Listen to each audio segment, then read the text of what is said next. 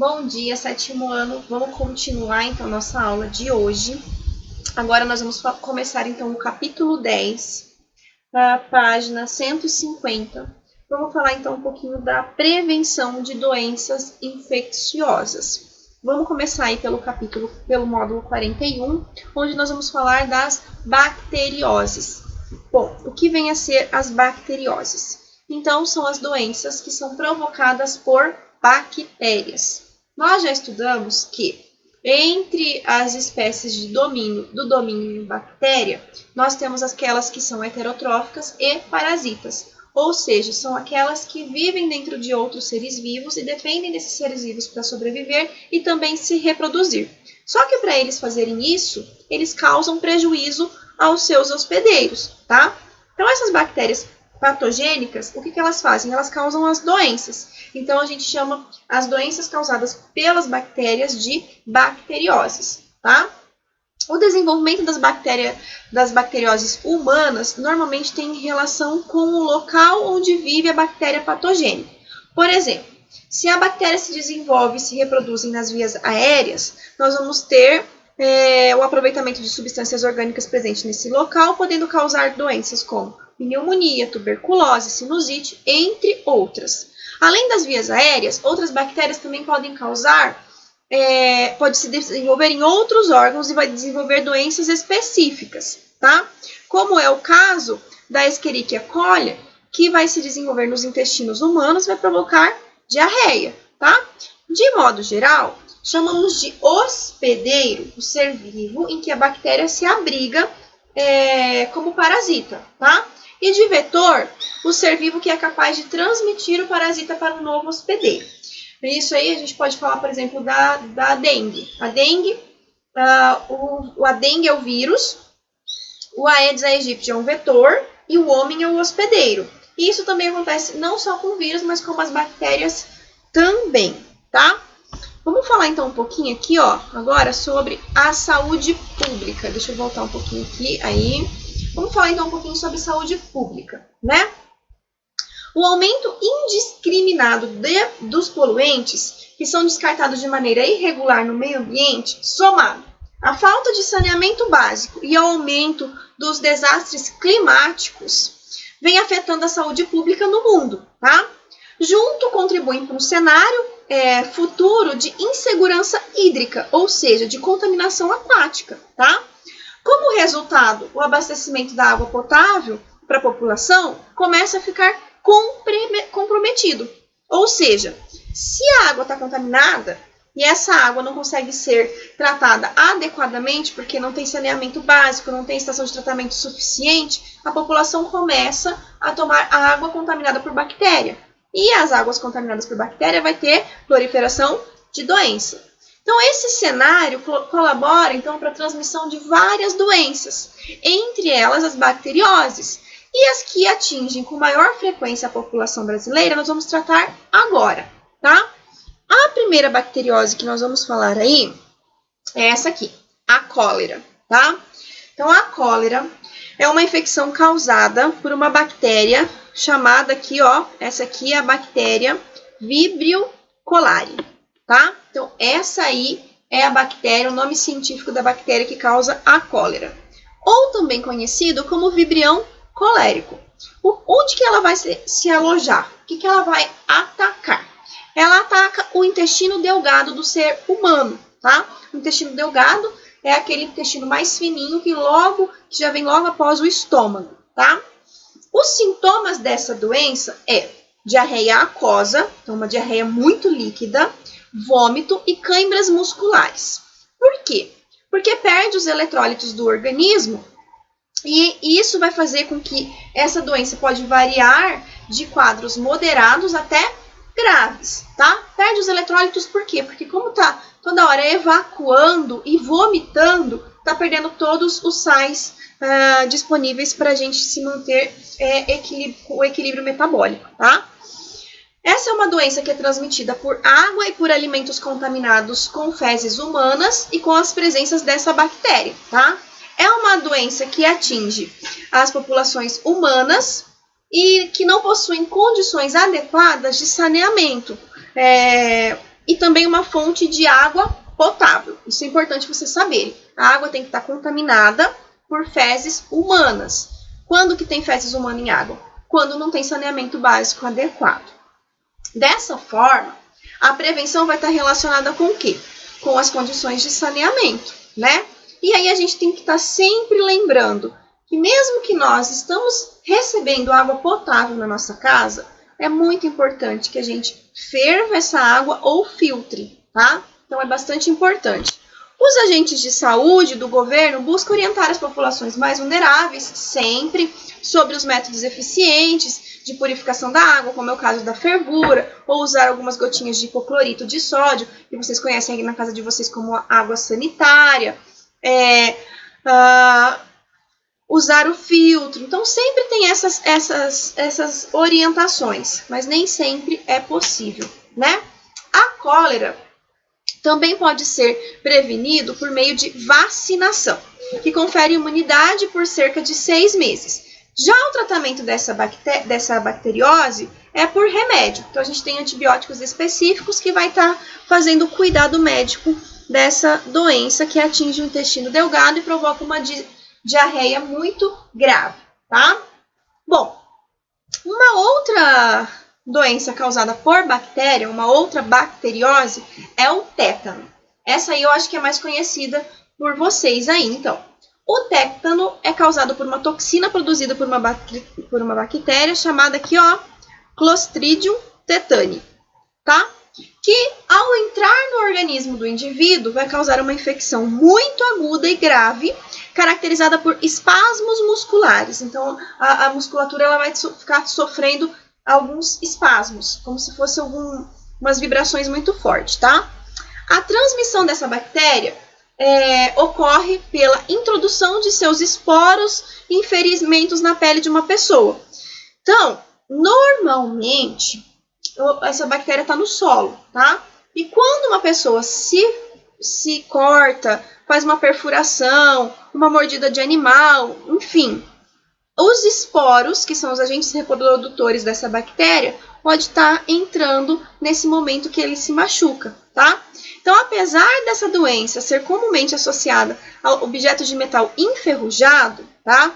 Os principais locais onde essas bactérias ficam é o solo, tá? Então, tá no solo, na poeira e nas fezes dos animais ou humanos.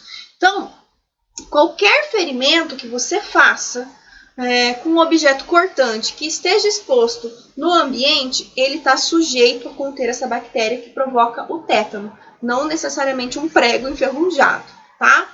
O tétano, ele não é contagioso. E quando ele é adquirido, causa contratura muscular, então a musculatura fica bastante contraída, tá?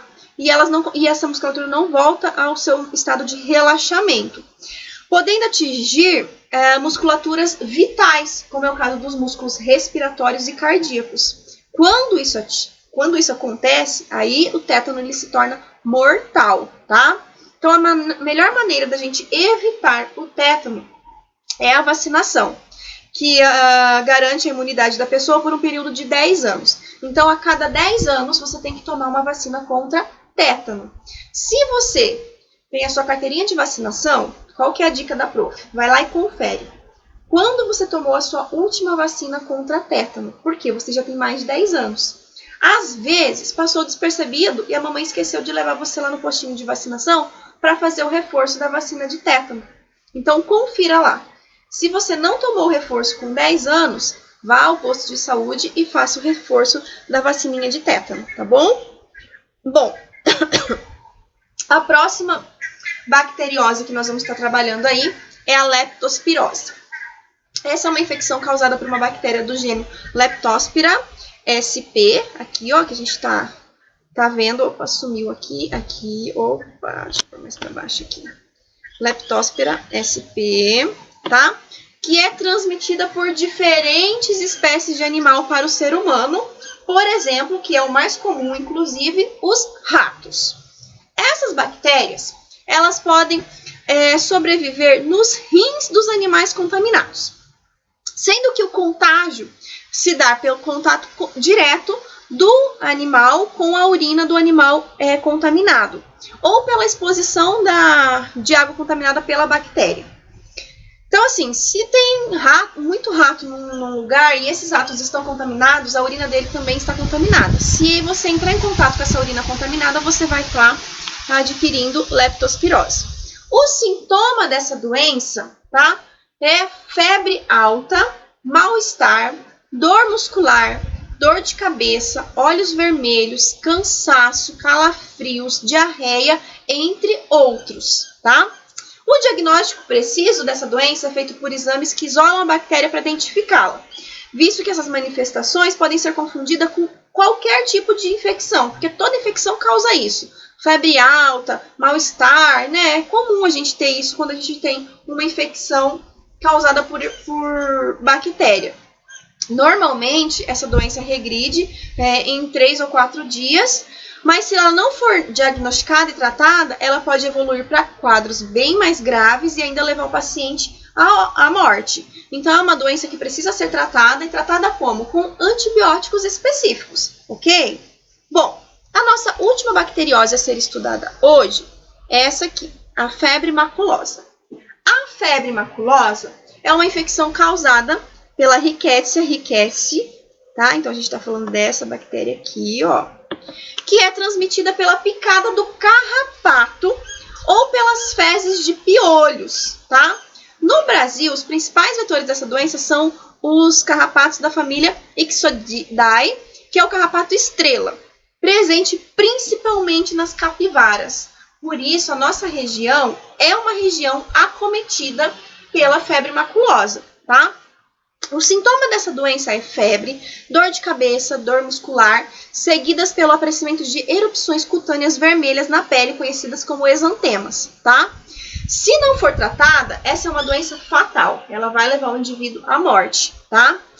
O tratamento, então, é feito por um antibiótico específico e precisa ser internado para cuidados médicos também específicos. E para prevenção, a gente deve evitar áreas que contenham esse tipo de carrapato. Então, rios que vocês veem em presença de muita capivara, é bom nem passar perto, tá bom?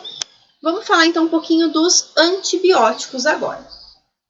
Os antibióticos, então, são os medicamentos utilizados para tratar doenças causadas por bactérias, tá?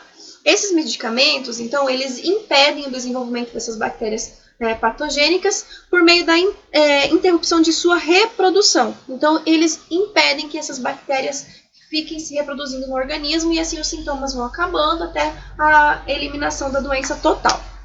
O uso inadequado de antibióticos, isso é muito importante, tá? Acaba agindo como seleção artificial de bactérias resistentes. Por quê? Se você não toma o antibiótico adequadamente, essas bactérias podem tornar-se resistentes e o antibiótico vai se tornar menos eficaz. Vamos falar um exemplo bem certinho que traz aqui na apostila de vocês, ó. Tá? Esse exemplo aqui é bastante importante.